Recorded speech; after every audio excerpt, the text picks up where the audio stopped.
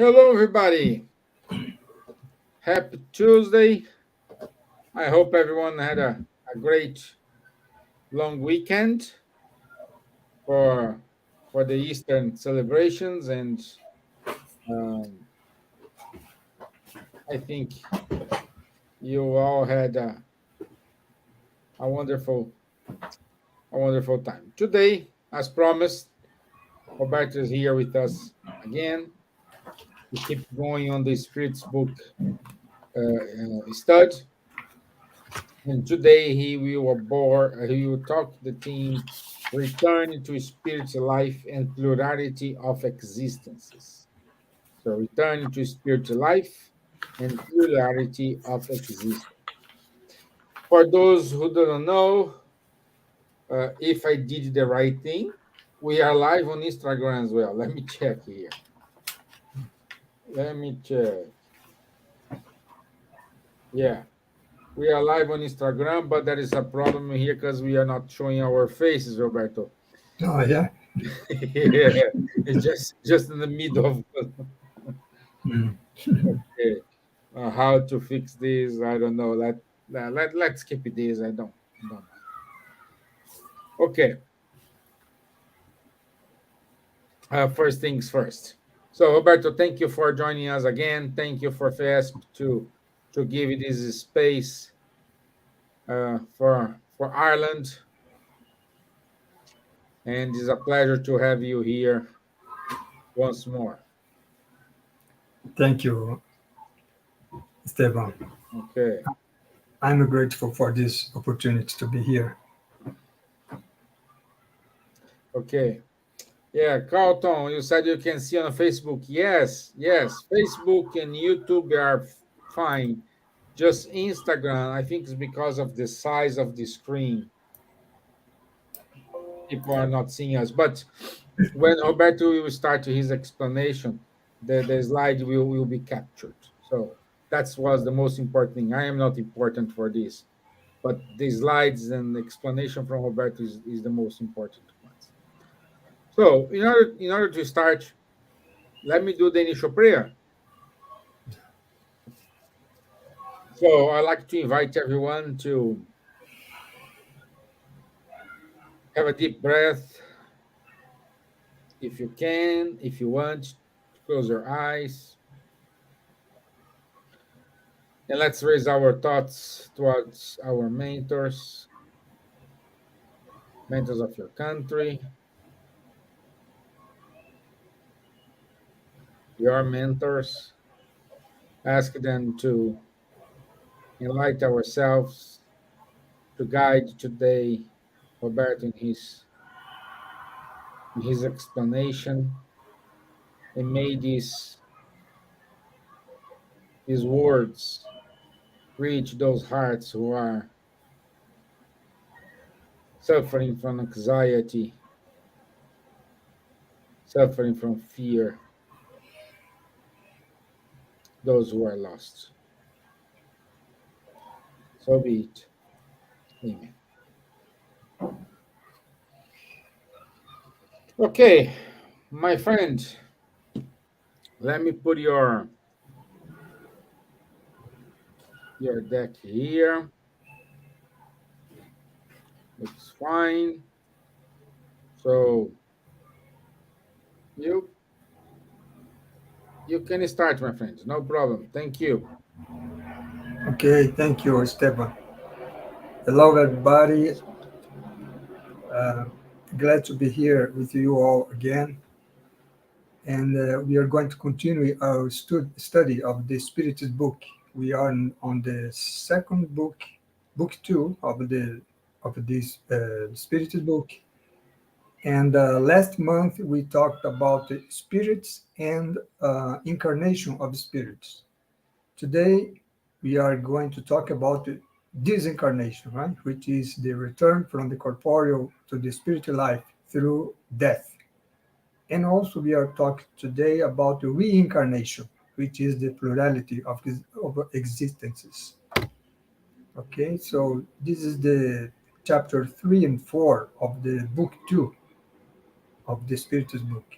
So Let's start now.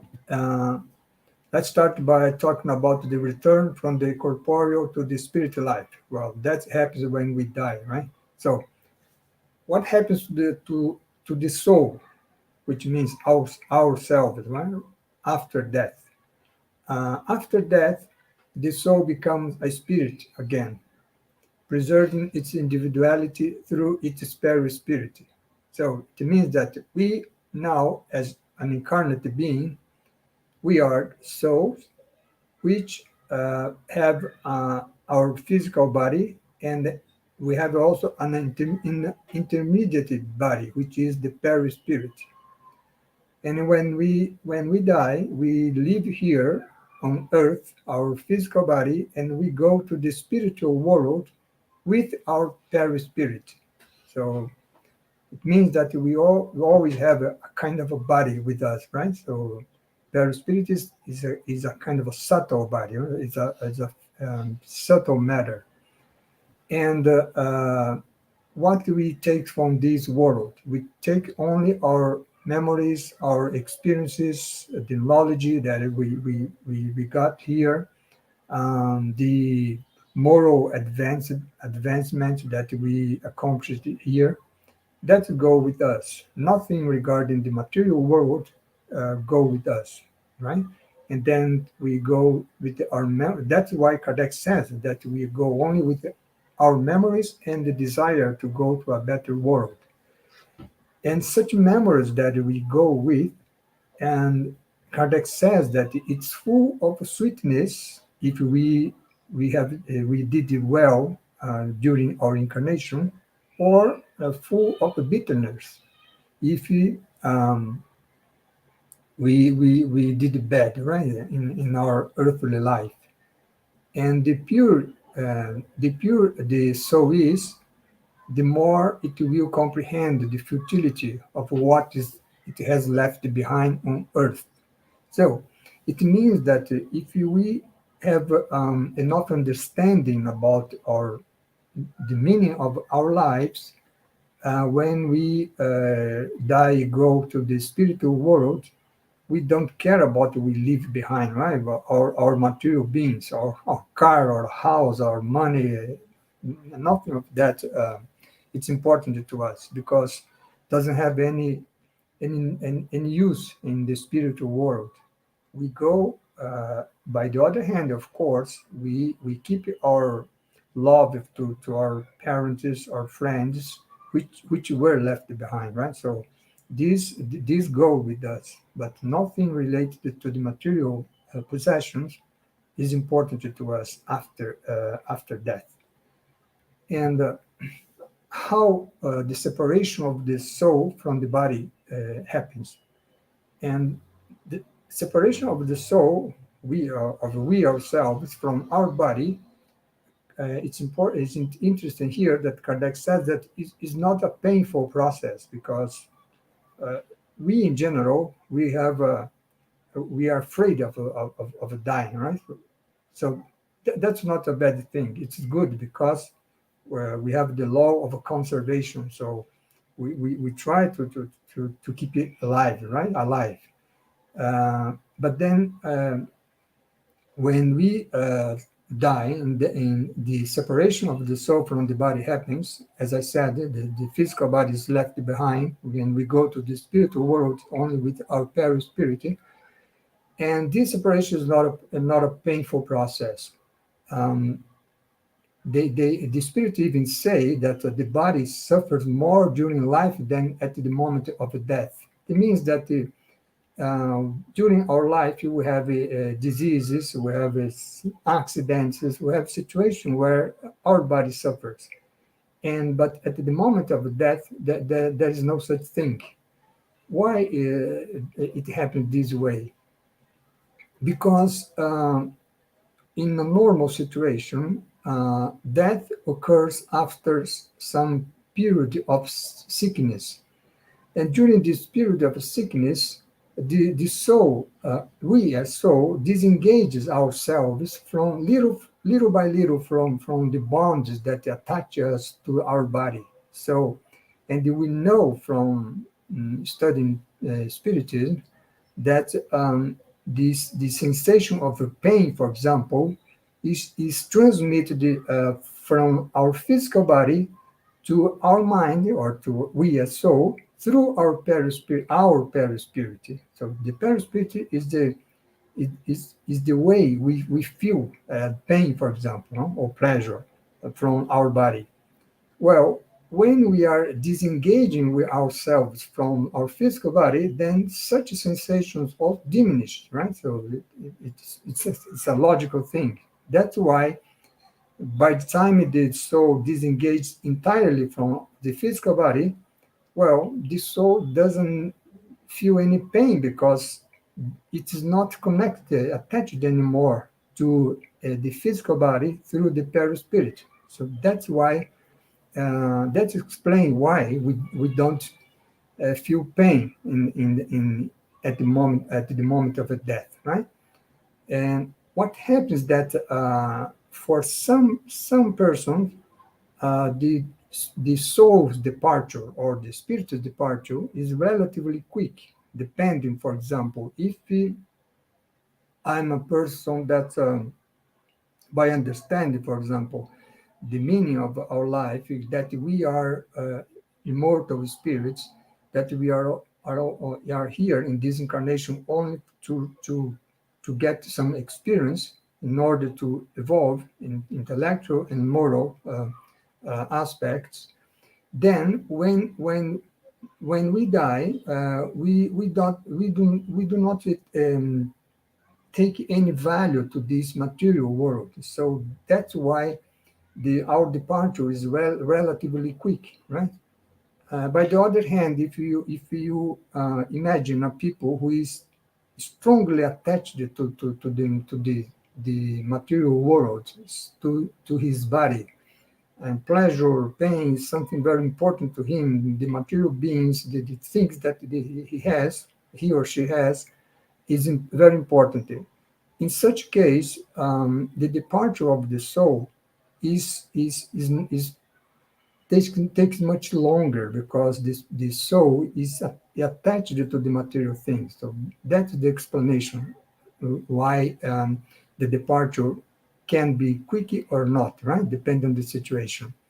And the spirit even say that in the case of the person who is not attached to the material world, uh, sometimes the body is still alive, but the spirit is not there anymore. So it leaves the body before the body is completely dead, right? So that's why that's what is it. The spirit is explained here, right? In the death throes, there are some spirits.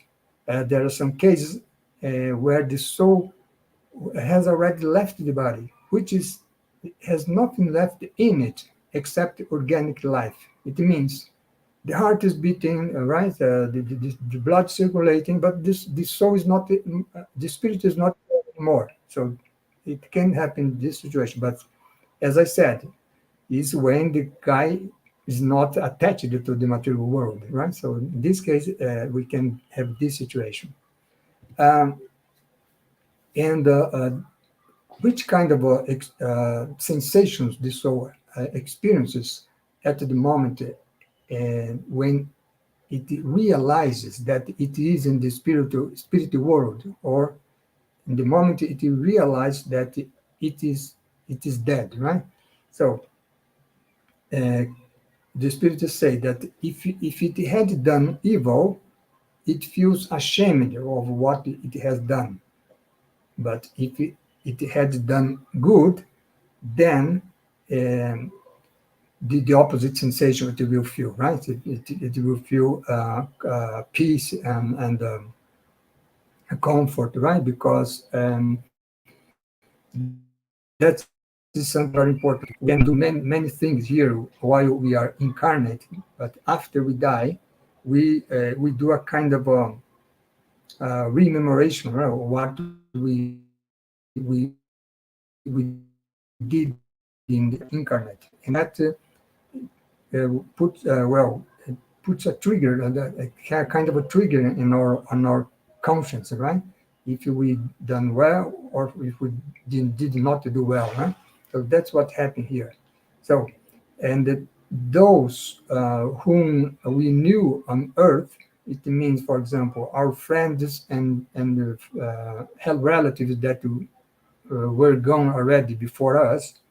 When at the moment we are going to die and go into the spiritual world, they come and help us, right? They come to receive us because death does not eliminate the bonds, the bonds of love, right, that we have with our relatives or friends. So that when that this important moment to all of us, they come to help us, for example, to release us from the bonds of matter. So they help us, right? And they come and they receive us, like when we are going to visit a friend and the visitor and the friend receive you, right? In his or her house. Something similar occurs at this moment. And we also, when we are in the spiritual world, we can see those, Kardec says, those who are in the errant state. Errant state here, we must understand, and the spirits that live in the spiritual world, right? So we can see the other spirits there in the spiritual world. But more than that, we also can come and visit the friends and relatives that we left behind, right? So we can visit those who are still incarnate. Does not mean that we can talk to them or have a conversation, right? We could, but in that case, it would have to be through a medium. But normally we come, we visit, we see them, we can give them some advice. I mean mentally, right? And so the bonds of love, of a friendship, is not cut by the phenomenon of the death. That is what is we can see here, right?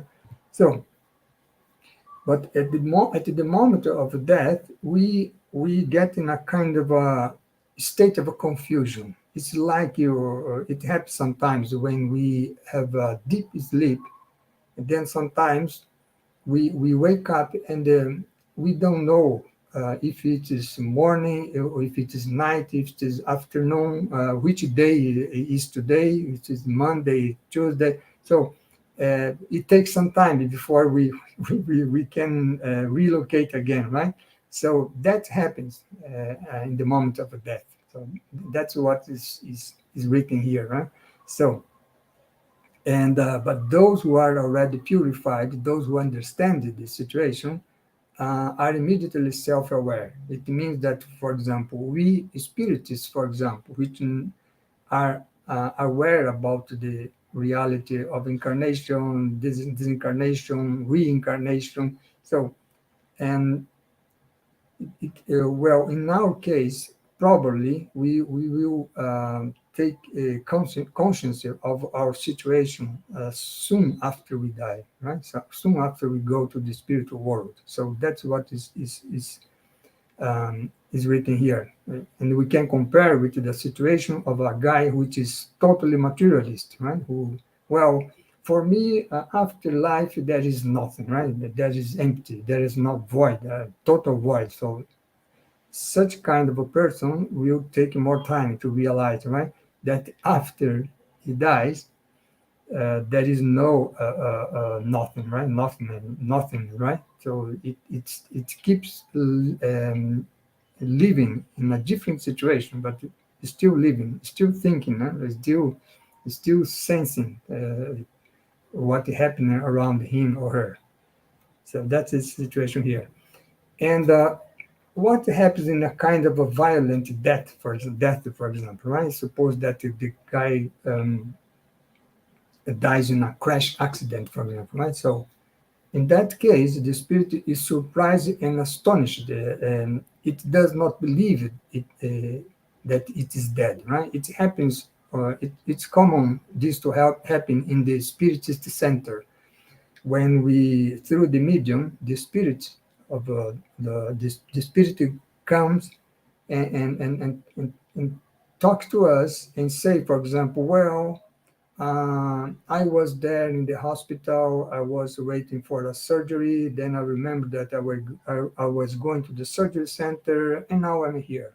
I'm not understanding what is happening, right? I still can see. I'm talking here, and I can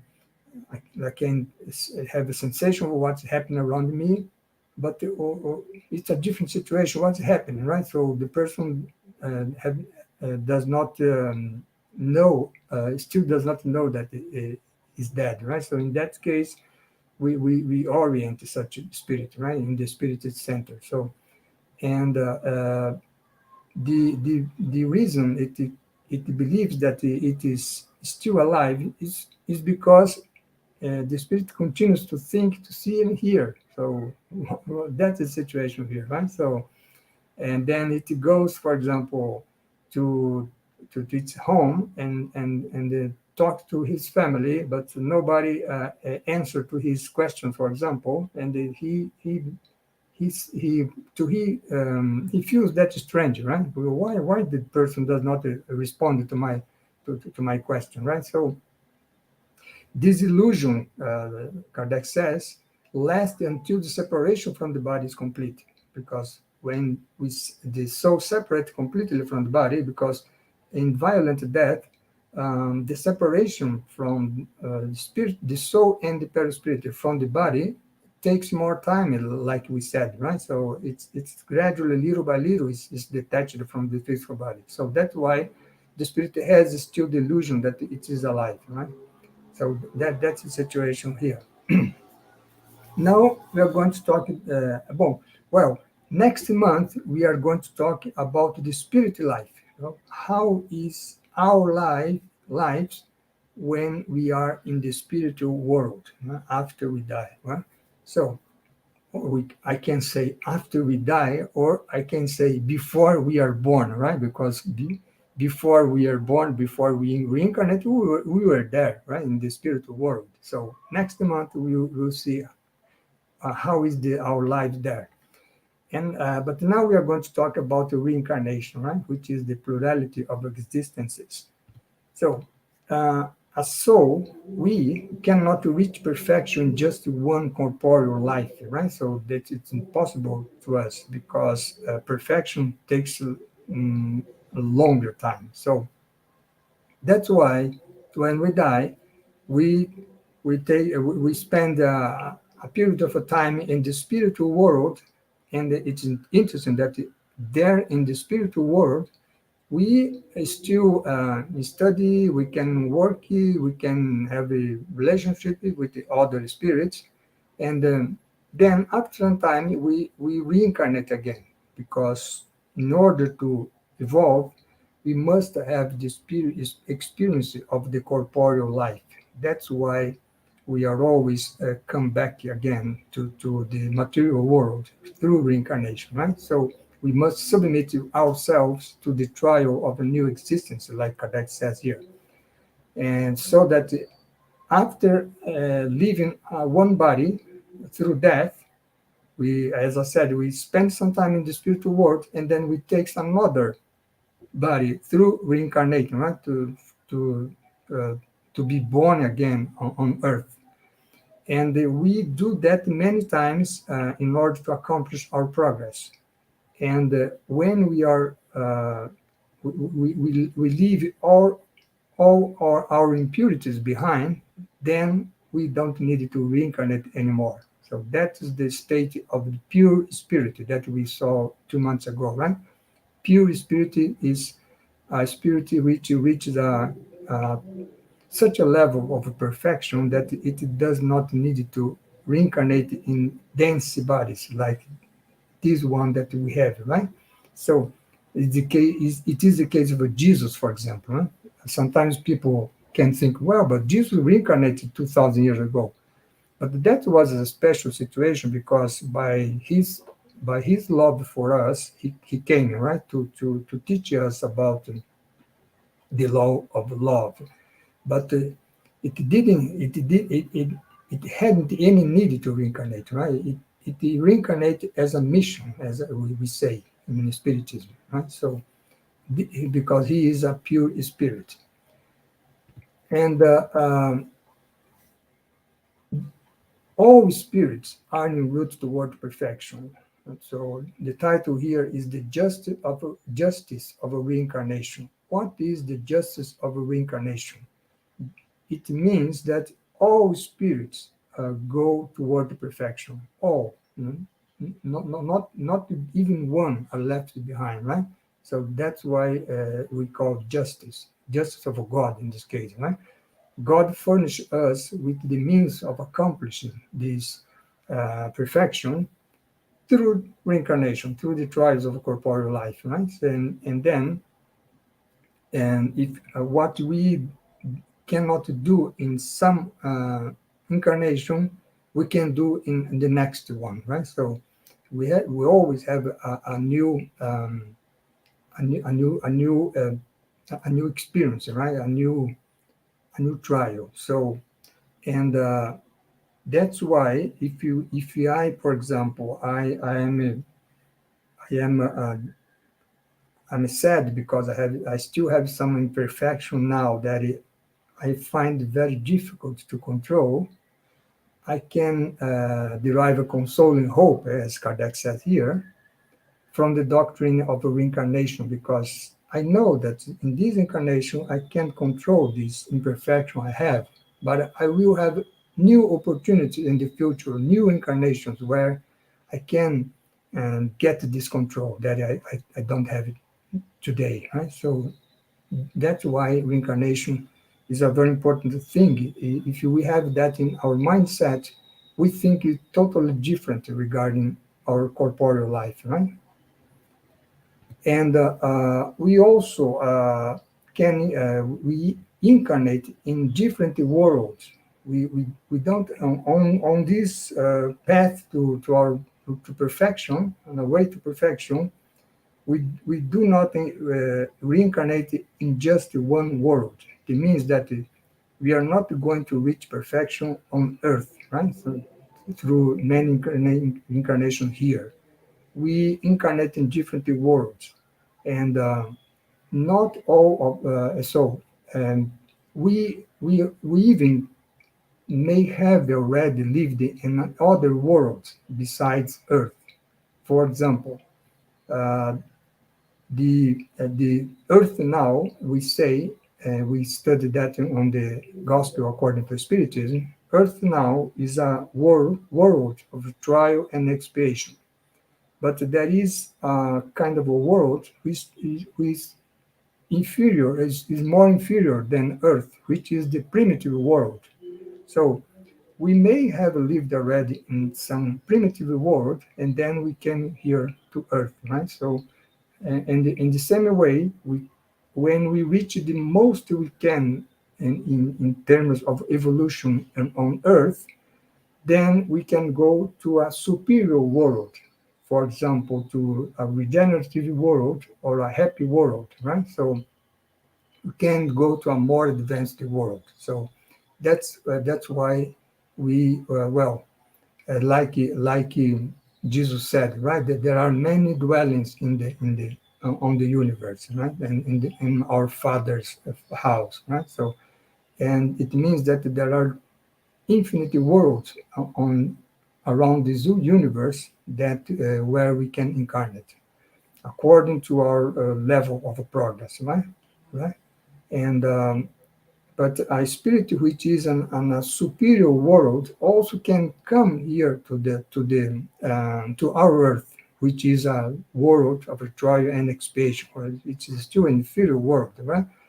And but in that case, the spirit comes as a mission, not as a kind of obligation, right? It's not obliged to reincarnate here. It just comes for love. So that was just what happened with Jesus, right? That I mentioned.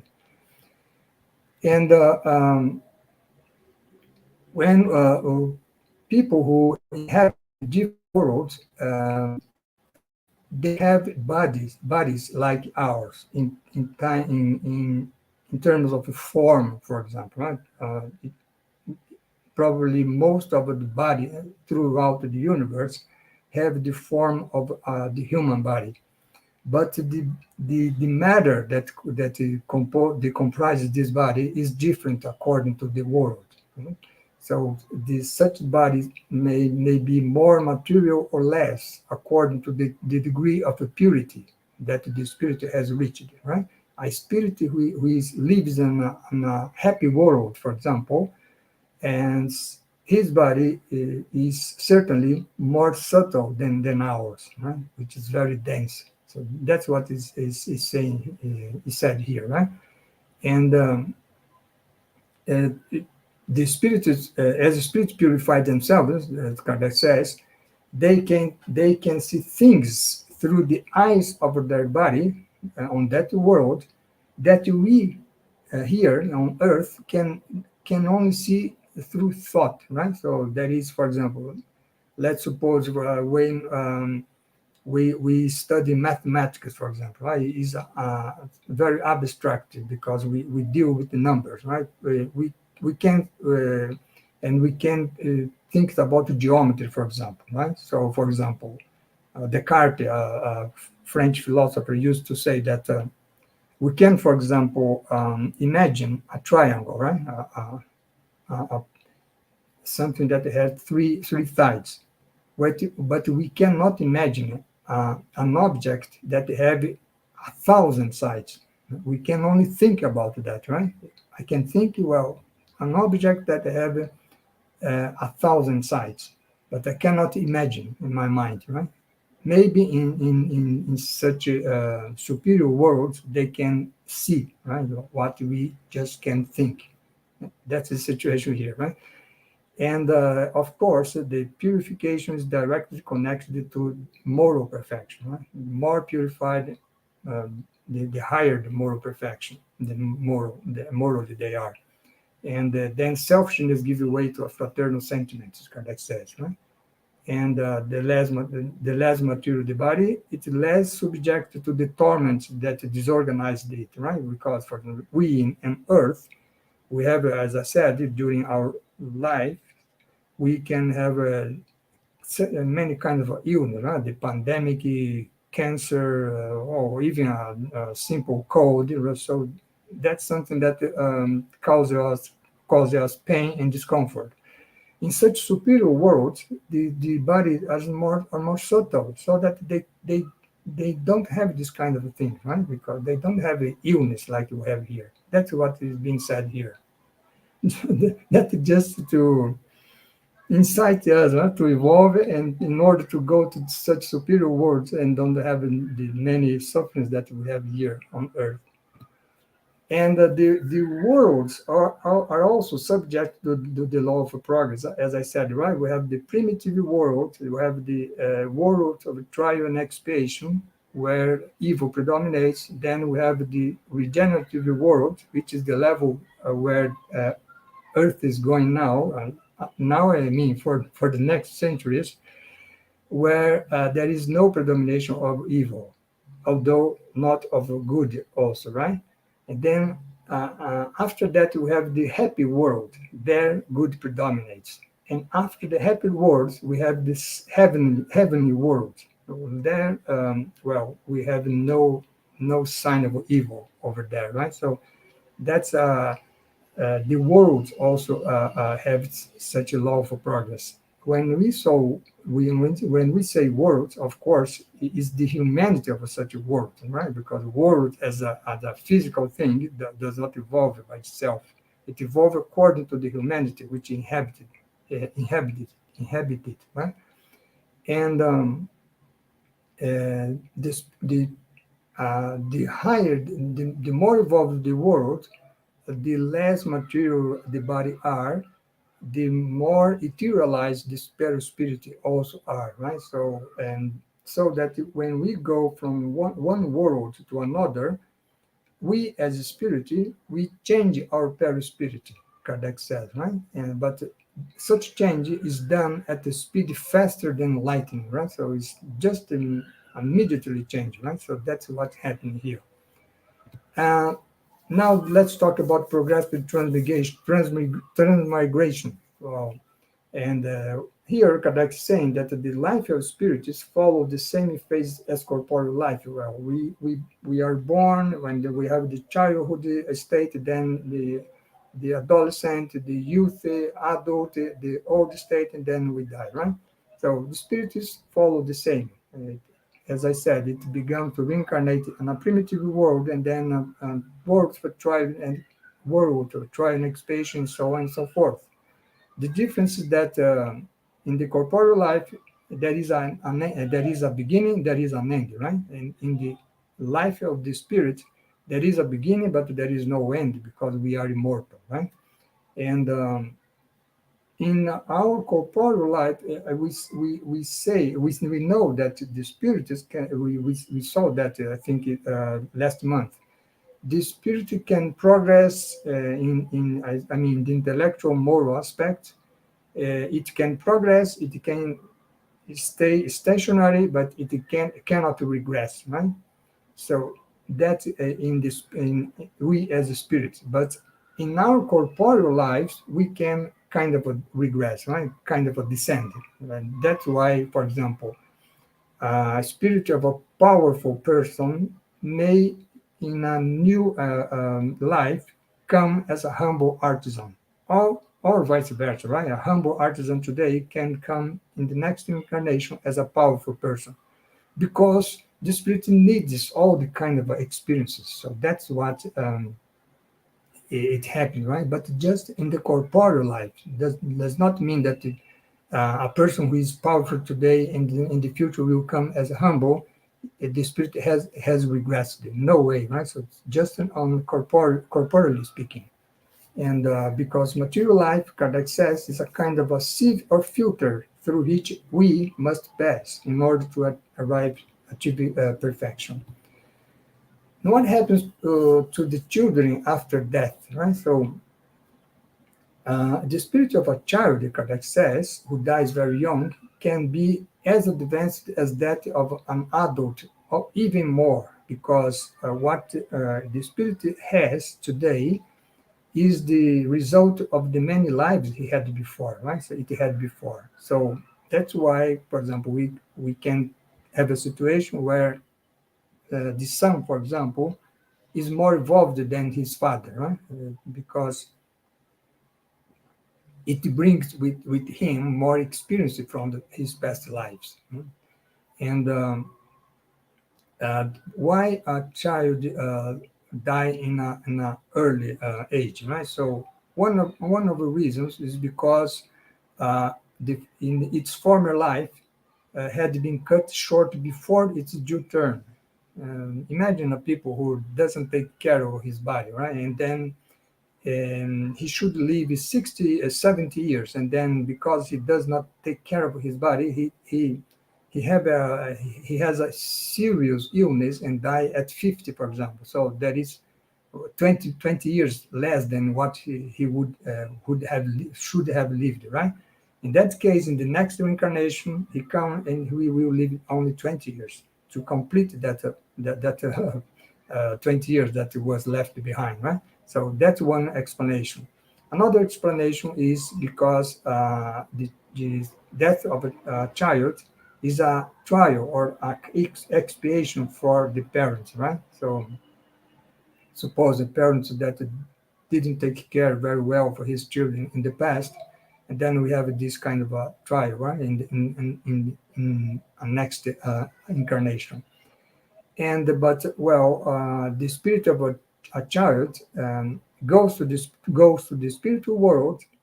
And is well, soon it takes conscience that it is not a child. The spirit is not a child, right? So they take conscience that is an adult spirit that has already lived many lives, and then after some time in the spiritual world he reincarnates again, right? Begins a new existence, as Kardec says here.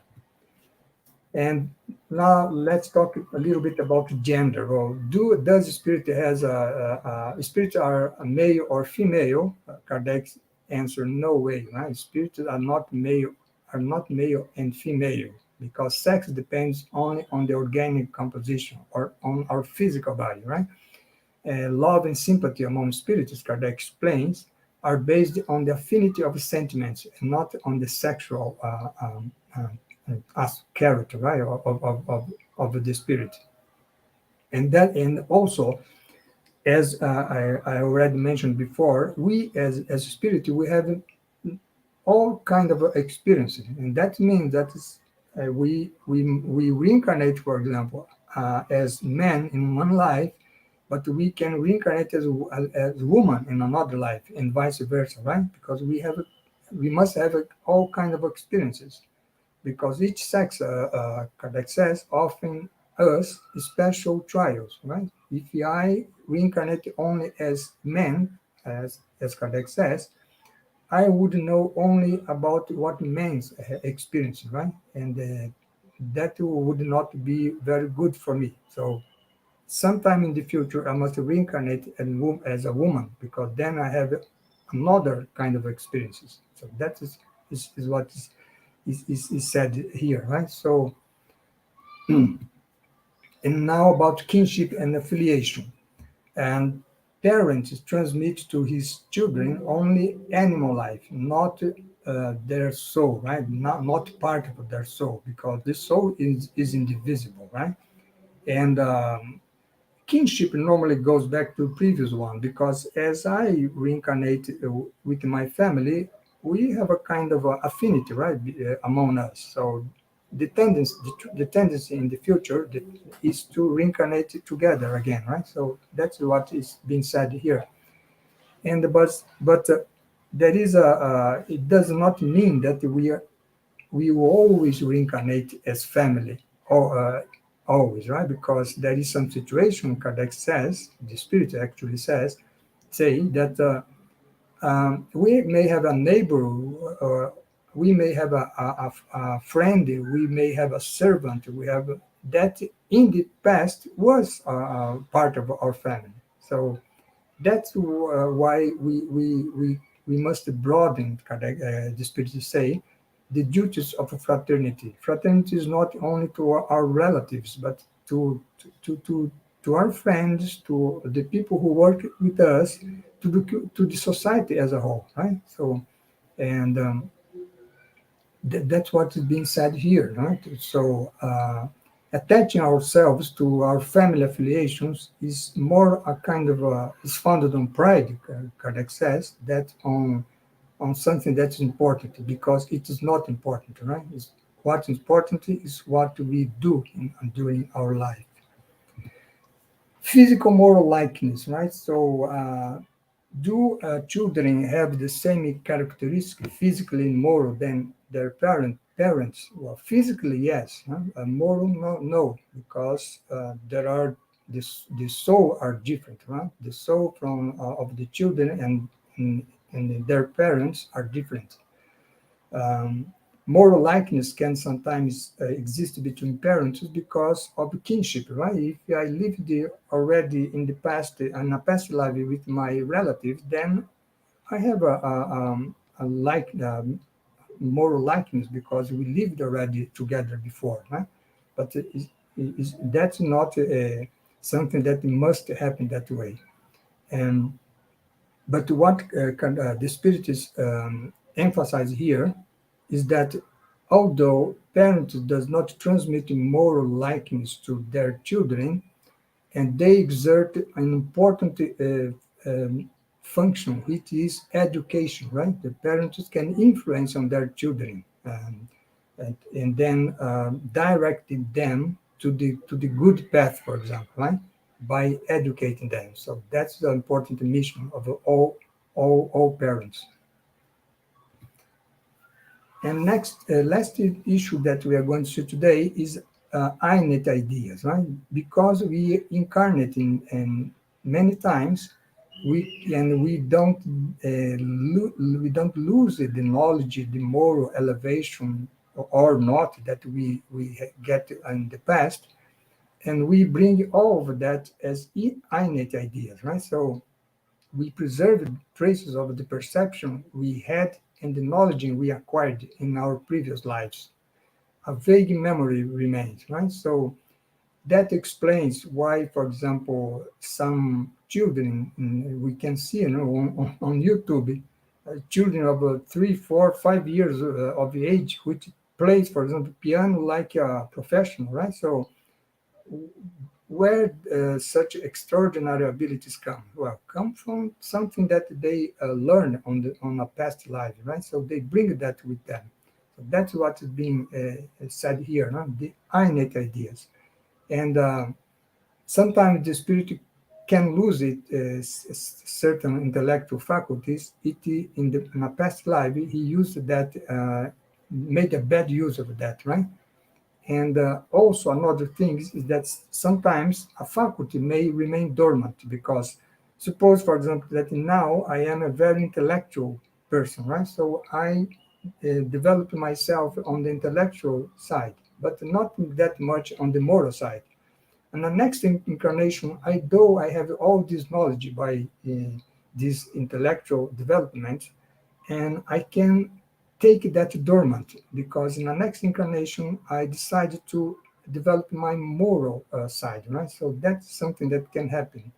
So that means that because a person does not shows intellectual skills, does not mean that it doesn't have, he or she doesn't have, right? It may just remaining dormant in him because it must develop new skills on this incarnation, right?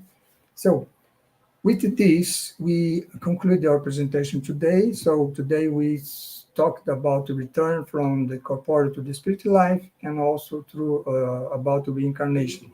And then, as I said, in the next presentation, which is on May 16th, we'll be studying the spiritual life. So how is our life while we are in the spiritual world? So that's a very interesting issue to go through, right? So thank you for the opportunity. And then I pass to Stefan. Thank you, my friend. Thank you for your time. And before we go, we have a question here. Carlton, he's asking, how do memories go anywhere? By what mechanism? Well, memories, we say in Spiritism that while we are alive, the memories are in our brain, right? In our neurons and our brain, and the nervous system, and so on and so forth. But uh, when after we die, such memories go to our perispirit, our spiritual body. So, and also while we are here on this present life, we can hold the memories from past lives, not in our conscience, not in our brain, because the brain is new, right? Our brains from this incarnation. All the memories from the past is on our spiritual body also, our perispirit. And but we don't remember that because that's another issue that we study in Spiritism, that we when we reincarnate, we forget about our past lives. So that is important because then we can start in over again, right? Suppose, for example, that I was a criminal in our past life. If I born in this life, knowing what I did before, that would be a big obstacle for my development, right? So that's why we have this forgetting of the past. But although we have this forgetting of the past, we have our tendencies, we have our intuitions, right? That we bring with us, and which give us some direction, right? So and so the and well, at the end of the day, then the memory is in our spiritual body. Some say that it's in the spirit. It doesn't matter much because the spirit is never separate from his spiritual body, right? So his perispirit. So it remains there. And from when after we die, the Spiritism says that depending on our level of evolution, we can remember our past lives. Sometimes when the person is very evolved already here on this present life, he can remember his past life. Or Pythagoras, for example, right? Pythagoras, the famous philosopher, the Greek philosopher from the 5th century before Christ, he used to say that he remembered many lives before, right? So memories so is on the spirit or the spiritual body. So it's there, right? It's like a hard drive we have in our perispirit. We store Yeah, yeah. It's there, and all the information there. yeah, Yeah. we never lose any new things that we learn, any intellectual thing, moral thing. We keep all of that with us, although we don't remind, right, in this present life. Yes.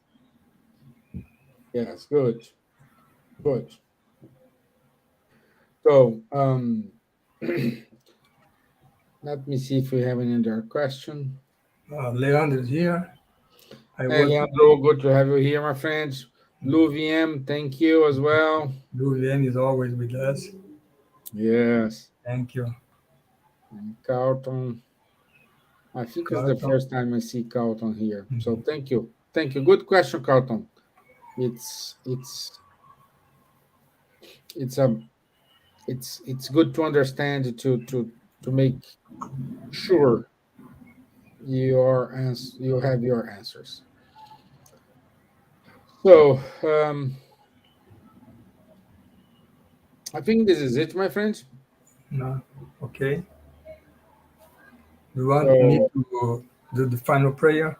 Rosiane, thank you, Rosiane, as well. Thank No, you.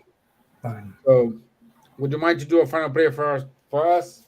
Yes, sure. So Great. thank you again for this opportunity to be with you studying the Spiritus book. We prepared the presentation and talked to you about that, but who that learn more about the issue is who that presents, prepared the presentation. So thank you. And now let's go to our uh, final prayer. We want to thank all the spiritual benefactors by helping support us during these presentations that we are doing throughout this year about the Spirited Book. And also we are going to thank Jesus for this opportunity to talk about Spiritism, this doctrine or this philosophy that give us clarifying our minds about the meaning of our lives, the deep meanings of our lives. And finally, we thank God by this incarnation, the present life that we have, where we have the opportunity to evolve ourselves intellectually, both intellectually and morally, and then in order to reach perfection and to go close to the Heavenly Father. So be it. Thank you, my friends. Thank Thank you. you so much. Once again, I want to say thank you for FESP to kind open this space. And I like to invite everyone to our virtual healing. We will start in 20 minutes on our YouTube channel. Don't have link, don't have anything. Just need to go to YouTube channel at in 20 minutes, 8:30 for those who are on the GMT time. For those who are in Brazil, it's 4:30, and we will see the session live there. Okay, Okay. so I'll see you everyone on Thursday, and also I will meet you on our healing session. Thank you, Roberto. God bless you, my friend, your family. Stay Thank safe, you. stay well. Thank you. See you on May 16th. May 16th. Yes. Okay. Okay. Thank you. Bye bye.